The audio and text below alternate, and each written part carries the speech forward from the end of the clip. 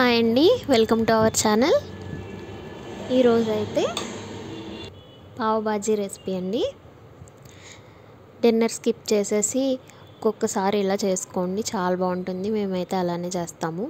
దీనికి ముందుగా కొన్ని వెజ్జెస్ అయితే కావాలి. నాకు టైం లేదని చెప్పి చాపర్ అయితే యూజ్ చేసుకున్నాను. ఇదైతే చాలా బాగా యూజ్ అవుతుంది. ముందుగా 2 మీడియం సైజ్ ఆలూస్ తీసుకుని వాటిని గ్రేట్ చేసుకుని మీడియం సైజ్ ముక్కలుగా కట్ చేసుకుని ఇలా గ్రేట్ చేసుకుని పక్కన పెట్టుకోండి. నెక్స్ట్ అదే చాపర్లో ఇలా ఆనియన్స్ కట్ చేసుకుని అవి కూడా చాప్ చేసుకుని పక్కన పెట్టుకోండి. నెక్స్ట్ క్యాప్సికమ్ అండ్ టొమాటో కూడా మీడియం సైజ్ ముక్కలుగా కట్ చేసుకొని అవి కూడా పక్కన పెట్టుకోండి. ఈ వెజ్జెస్ అయితే సరిపోతాయి. మీకు కావాలంటే క్యారెట్ వేసుకోండి. నేనైతే క్యారెట్ లేదని వేయలేదు.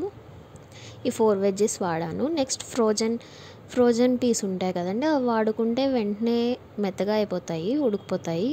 లేదంటే మీరు పచ్చి బఠానీ వాడుకుంటాను అంటే కనుక కొద్దిసేపు అంటే ఒక 10 మినిట్స్ ముందు హాట్ వాటర్లో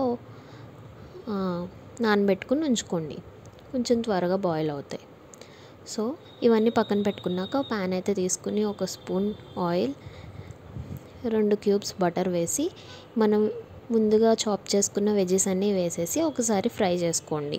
నెక్స్ట్ నేను చెప్పాను కదా ఫ్రోజన్ బఠానీస్, ఇవే నేను వాడాను. 1/2 కప్ అయితే తీసుకున్నాను. నేను మ్యాక్సిమం అన్నీ 1/2 కప్స్ తీసుకున్నాను. అంతే. ఇవి బాగా ఫ్రై అయ్యాక కొద్దిగా ఫ్రై అవుతాయి. ఫ్రై అయ్యేటప్పుడే 1 స్పూన్ పసుపు, 1 స్పూన్ కారం. మనమైతే ఇందులో చిల్లీస్ అయితే వేయట్లేదండి, నేను ఓన్లీ కారమే అడ్జస్ట్ చేసుకుంటాను. నెక్స్ట్ మసాలా వేస్తాను కాబట్టి సరిపోతుంది. నేనైతే 2 స్పూన్స్ కారం వేసాను.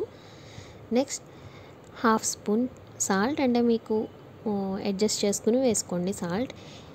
నెక్స్ట్ మెయిన్ ఇంగ్రీడియంట్ అండి కస్తూరి మేతి. ఇది ఇలా స్మాష్ చేసుకుని వేసుకోండి. ఇది వేయకపోతే అసలు టేస్ట్ అనేది రాదు. చాలా బాగుంటుంది టేస్ట్, ఫ్లేవర్ కూడా.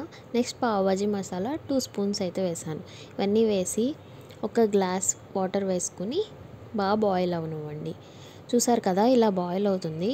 ఈ టైంలో మీరు ఒకసారి టేస్ట్ చెక్ చేసుకుని అడ్జస్ట్ చేసుకోండి. సాల్ట్, మసాలా ఇవన్నీ చేసుకున్నాక ఒక స్మాషర్తో ఇలా స్మాష్ చేసుకోండి. ఇలా స్మాష్ చేసుకుంటే మనం ఎలానో గ్రేట్ చేసాం కాబట్టి చిన్న ముక్కలే కాబట్టి ఇలా అయిపోతుంది. తర్వాత ఇలా కొత్తిమీర వేసుకుని సర్వ్ చేసుకోండి. అంతే.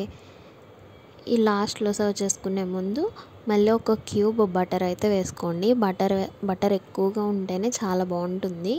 ఇలా బటర్ వేసుకొని ఆఫ్ చేసేసుకోండి. నెక్స్ట్ పావ్స్ కావాలి కదండి, నేనైతే ఇవి స్పెన్సర్స్లో తీసుకున్నాను. పావ్స్ని మధ్యలోకి బ్రేక్ చేసుకుని కట్ చేసుకుని దాంట్లో బటర్ అప్లై చేయండి. బటర్ ముందుగానే మీరు కొద్దిసేపు బయట రూమ్ టెంపరేచర్లో ఉంచితే అది కొంచెం సెమీ సాలిడ్గా తయారవుతుంది కదా, అలా ఉంటే బాగుంటుంది. దాన్ని అంతా ఈ పావ్స్కి స్ప్రెడ్ చేసేసుకుని ఇలా ప్యాన్ మీద హీట్ చేసుకోండి. అంతే. చూసారు కదా, అలా స్లోగా అవుతుంది. హై ఫ్లేమ్లో మాత్రం పెట్టుకోకండి, మాడిపోతుంది త్వరగా, బటర్ త్వరగా కరిగిపోవడం వల్ల. సో ఇలా అయితే చాలు. అంతే, వేడి వేడి పావ్ బాజీ రెడీ.